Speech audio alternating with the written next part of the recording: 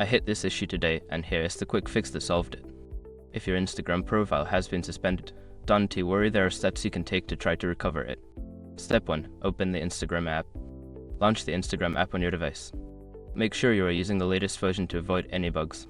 Step 2. Attempt to log in. Try logging into your account with your username and password. If your account is suspended, you will see a message indicating this.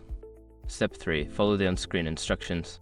Before starting recovery, use the sroc.com link in the description to open the account recovery checklist generator and make sure your verification details are ready. Step 4. Check your email. Look for an email from Instagram regarding your account status. They may provide specific instructions or a link to appeal the suspension. Step 5. Submit an appeal. If you believe your account was suspended in error, submit an appeal through the link provided in the email or the app. Be clear and concise in your explanation. Remember, it might take some time for Instagram to respond to your appeal, so be patient. Good luck, and I hope you get your account back soon.